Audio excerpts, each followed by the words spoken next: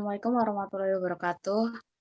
Kami dari kelompok 4 akan mempresentasikan mengenai penilaian eksternal pada bagian yang kedua. Untuk anggotanya, yang pertama ada Nabilah Meliani dengan NPM 180061, kemudian Faisal Rafli dengan NPM 180073, kemudian ada Noviana Lestari dengan NPM 180085, kemudian saya sendiri Farah Hanafi dengan NPM 180087, Salman Nur Alifa dengan NPM 180092, dan Fitri Fatul dengan NPM 190095. Untuk materi yang pertama itu ada kekuatan ekonomi. Nah, kekuatan ekonomi ini memiliki dampak langsung terhadap potensi daya tarik dari berbagai strategi. Variabel ekonomi yang sangat berpengaruh dalam perencanaan itu adalah gross domestic product atau produk domestik bruto, tren nilai mata uang dolar, dan tingkat pengangguran. Nah, sebagai contoh, industri farmasi, pariwisata, hiburan, itu akan mendapatkan keuntungan yang besar ketika nilai dolar itu jatuh. Ketika nilai dolar jatuh, perusahaan pariwisata itu akan mendapatkan keuntungan lebih karena warga Amerika tidak banyak yang berpergian ke luar negeri. Nah, sebaliknya, keadaan tersebut akan menambah jumlah kunjungan dan liburan warga negara asing ke Amerika Serikat.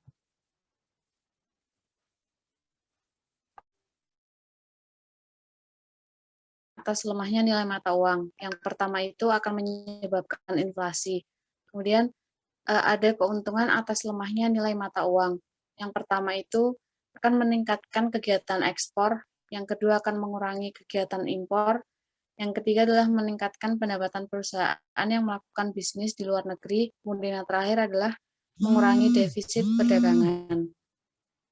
Untuk yang selanjutnya akan dijelaskan oleh Mbak Salma.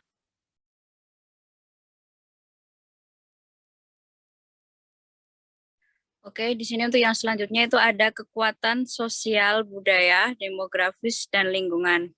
Di sini dapat disimpulkan bahwa perubahan sosial, budaya, dan lingkungan memiliki dampak besar pada semua produk, jasa, pasar, dan pelanggan. Di sini organisasi bertujuan memperoleh laba. Hal ini dapat dibuktikan dengan perubahan gaya hidup atau tren pada penduduk di Amerika Serikat, di mana rata-rata penduduk selalu mengikuti perkembangan dalam hal sosial maupun lingkungan. Oke, yang selanjutnya review artikel ingin dilanjutkan. Yang selanjutnya untuk review artikel, di sini judulnya Dynamic Capability, What Are They? Penulisnya Kathleen M. Eisenhardt dan Jeffrey Martin. Dari jurnal Strategi Manajemen dan hasil dan pembahasannya, tujuan dari penelitian ini adalah untuk mengeksplorasi kemampuan dinamis dan lebih umum RBV berfokus pada sifat kemampuan dinamis, dampak dari dinamika pasar, dan evolusinya. Pengamatan ini terhubung ke beberapa area penelitian. Para peneliti menyarankan untuk membingkai ulang konsep kemampuan dinamis. Kemampuan dinamis tidak tautologis, kabur, dan rekursif tanpa henti, seperti yang disarankan beberapa orang. Kemampuan dinamis juga menunjukkan kesamaan di seluruh pasar yang terkait dengan efektivitas yang unggul. Kesamaan ini menyiratkan bahwa kemampuan dinamis adalah sama, akhir hingga perusahaan dapat mengembangkan kemampuan ini dari banyak titik awal dan di sepanjang jalur yang berbeda. Pasar juga lebih homogen, padan, dan dapat disubstitusikan daripada yang biasanya diasumsikan.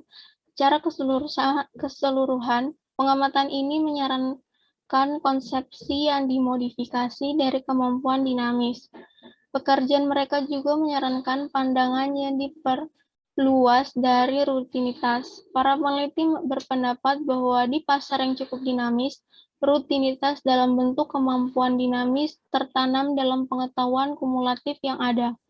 Perusahaan melibatkan analisis, menggunakan pengetahuan dan aturan praktis yang ada, diikuti dengan implementasi. Selanjutnya. Pertanyaan selanjutnya, ketika pengetahuan yang ada dimodifikasi, rutinitas yang dihasilkan seringkali terperinci dan spesifik dengan hasil yang dapat diprediksi. Oleh karena itu, di pasar yang cukup dinamis, kemampuan dinamis menunjukkan sifat-sifat yang disarankan dalam penelitian tradisional, di mana rutinitas yang efektif adalah proses yang efisien dan kuat. Sebaliknya, di pasar yang berkecepatan tinggi, kemampuan dinamis sangat tergantung pada pengetahuan baru yang diciptakan untuk situasi tertentu. Rutinitas bertujuan sederhana untuk memungkinkan adaptasi yang muncul, meskipun tidak sepenuhnya tidak terstruktur. Untuk beradaptasi dalam informasi yang berubah, rutinitas bersifat iteratif dan sadar secara kognitif, tidak linear dan tanpa pikiran. Meskipun mungkin ada kantong rutinitas rinci di mana pengetahuan yang ada relevan, kemampuan dinamis sangat sederhana. Oleh karena itu, di pasar berkecepatan tinggi, rutinitas yang efektif bersifat adaptif terhadap keadaan yang berubah. Menuju perspektif baru pada pandangan berbasis sumber daya paling signifikan, pekerjaan para peneliti membahas hubungan logis antara kemampuan dinamis, sumber daya, dan keunggulan kompetitif.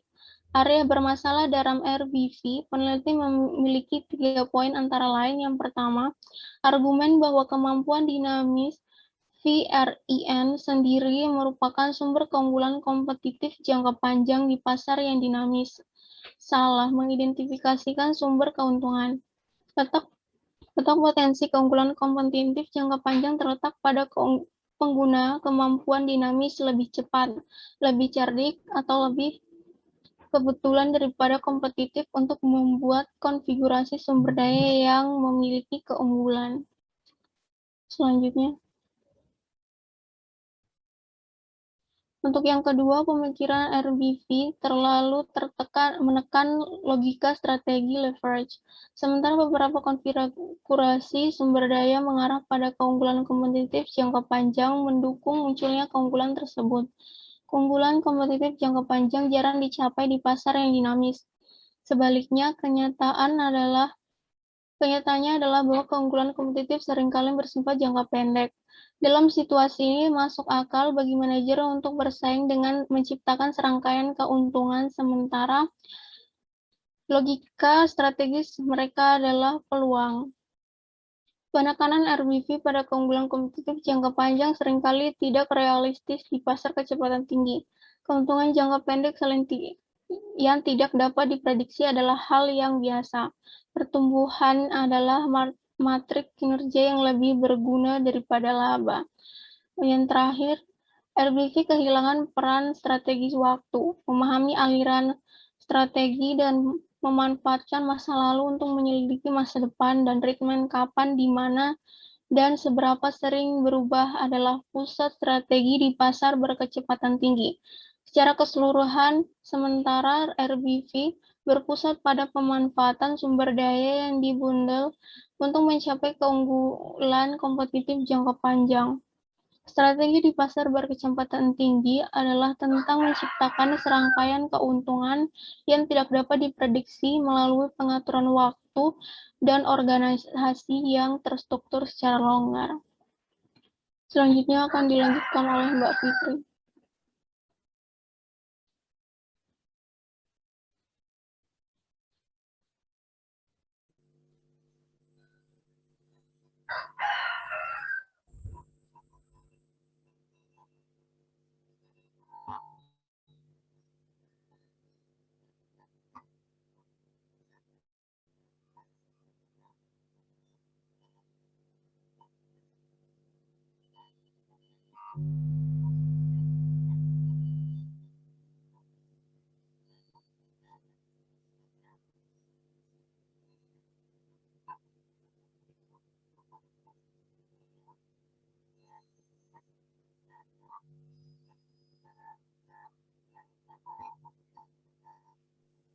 Mbak, ini emang Mbak Fitri nggak ada suaranya ya?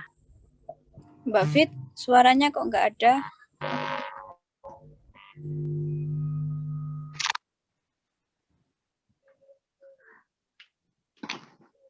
Selanjutnya yaitu kesimpulan.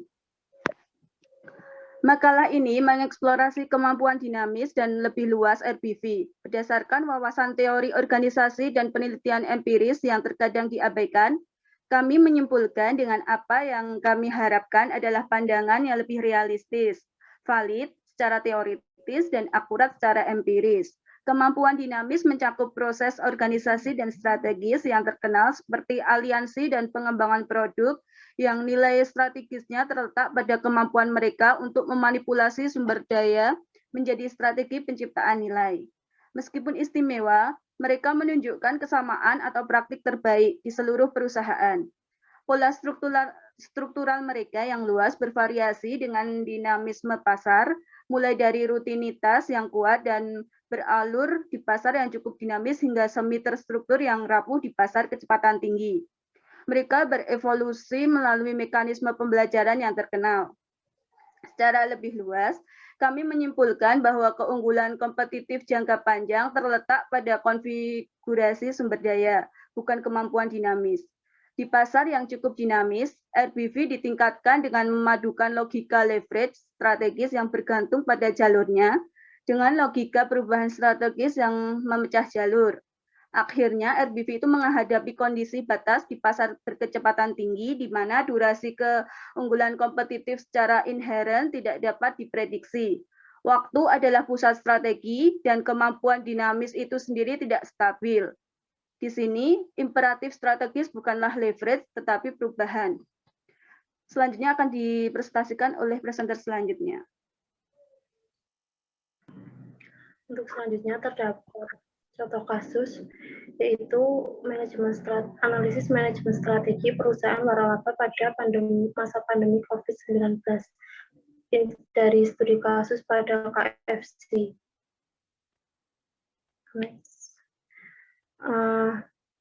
Seperti yang kita ketahui, KFC merupakan restoran cepat saji yang berasal dari Kentucky, Amerika Serikat.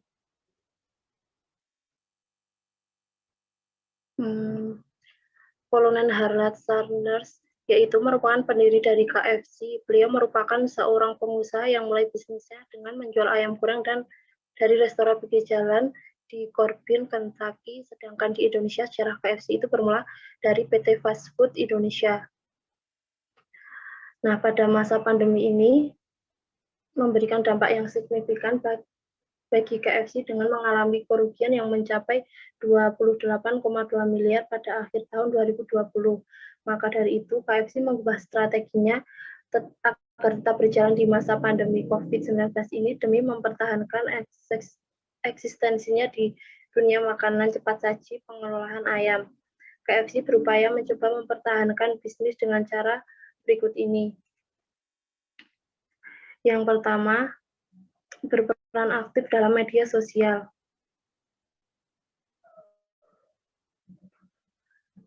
Dalam masa pandemi ini, KFC melakukan eksistensinya dengan melakukan promosi yang aktif melalui jaringan media sosial yang ada seperti Facebook, Instagram, Twitter, hingga layanan personal daring tak lepas dari sebuah marketing KFC. Untuk yang kedua, pengembangan layanan delivery order. PT Fast Food Indonesia yang merupakan pemilik gerai makanan cepat saji ini telah menyiapkan beberapa strategi untuk meminimalisir dampak buruk dari pandemi COVID. Direktur Fast Food Indonesia, J. Dalimin Juwono mengungkapkan bahwa strategi usaha perseorangan untuk dapat mempertahankan kinerja keuangan adalah hanya dengan melayani transaksi take away, Gojek online, home delivery, dan drive-thru. Saat ini KFC tidak hanya mengandalkan layanan delivery order yang dilakukan oleh restoran itu, tetapi juga bekerja sama dengan layanan aplikasi yang tengah merebak di masyarakat, seperti GoFood, GrabFood, hingga layanan lainnya yang berbasis pemesanan makanan secara mandiri. Untuk yang ketiga, terdapat paket promo yang menarik demi mengejar penjualan di tengah pandemi COVID-19 dan pembatasan sosial berskala besar. Emiten restoran cepat saji ini melakukan inovasi dengan mengeluarkan produk baru. Lalu yang keempat, desain ulang layanan dine-in dan take-away. KFC mendesain ulang konsep bisnisnya sejak virus corona merebak. Selama pandemi, KFC menekankan drive-thru dan membatasi kontak langsung. Dua desain baru diungkapkan KFC menyoroti fakta bahwa kebiasaan pengunjung yang telah bergeser ke delivery daripada makanan di restoran. Next. Untuk selanjutnya terdapat matriks SWOT. Matriks SWOT sendiri disusun berdasarkan hasil identifikasi faktor internal dan faktor eksternal yang selanjutnya akan digunakan sebagai dasar untuk merancang strategi dan program kerja yang dapat digunakan oleh perusahaan. Matriks SWOT itu adalah sebuah alat analisis yang dipakai perusahaan untuk menyusun strategi perusahaan yang dapat menggambarkan secara jelas peluang dan kekuatan yang dimiliki oleh perusahaan, sehingga dapat disesuaikan dengan ancaman kelemahan yang akan dihadapi oleh perusahaan. Berikut ini merupakan penjelasan matriks SWOT pada perusahaan waralaba KFC. Yang pertama, strategi strength dan opportunities. Perusahaan terus meningkatkan dan memberikan pelayanan yang terbaik untuk memperoleh kepercayaan serta mempertahankan loyalitas dari konsumen dan pelanggan. Yang kedua, strategi steps dan treats. Perusahaan dapat memanfaatkan brand yang sudah sangat terkenal yang mereka miliki serta produk yang dapat dijamin kebersihan dan kehigienisan, dan konsumen dapat memesan tanpa ada batas minimum setiap pemesan.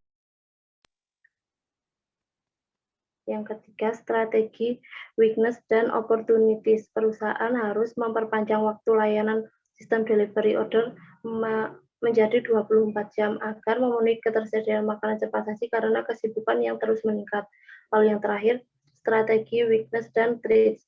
Perusahaan harus aktif dalam hal melakukan promosi melalui berbagai cara, salah satunya dengan flyer di setiap lokasi perusahaan dan juga di daerah yang dapat terjangkau delivery order KFC, serta memperpanjang waktu layanan sistem delivery order menjadi 24 jam. Untuk yang selanjutnya akan dijelaskan oleh rekan saya.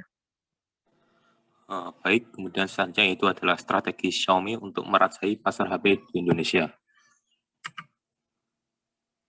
Tidak banyak menyangka bahwa Xiaomi yang baru berdiri pada tahun 2010 adalah produsen ponsel terbesar kelima di dunia.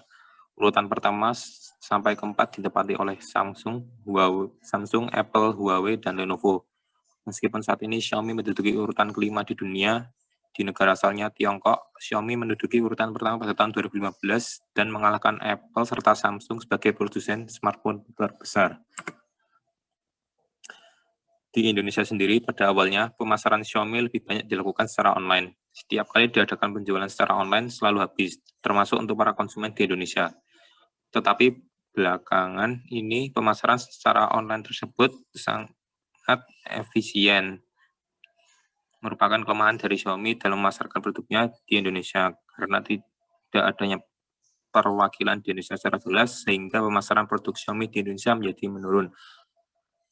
Dengan dibangunnya pabrik perakitan smartphone Xiaomi di Batam, Xiaomi bertekad untuk meraih kembali kesuksesannya di Indonesia.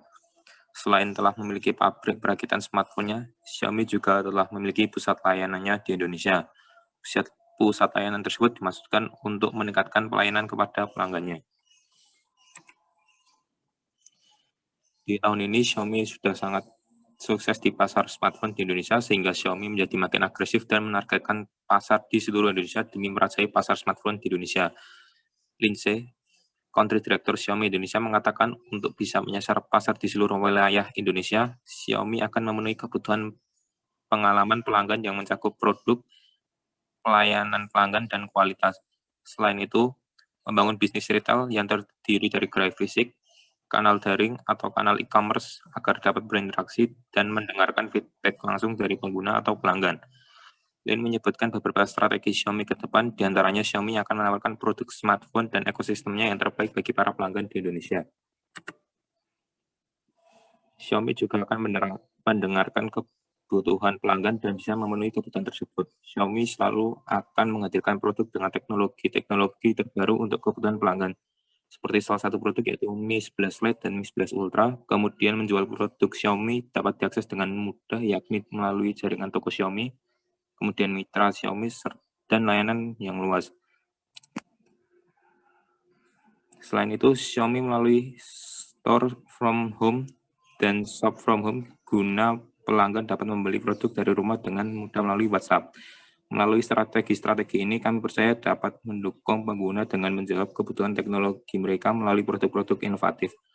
Dengan seluruh upaya ini akan mendapatkan hasil yang luar biasa dan mendorong Xiaomi untuk menjadi merek smartphone di Indonesia. Kata Lin kepada ontan.co.id pada hari Selasa.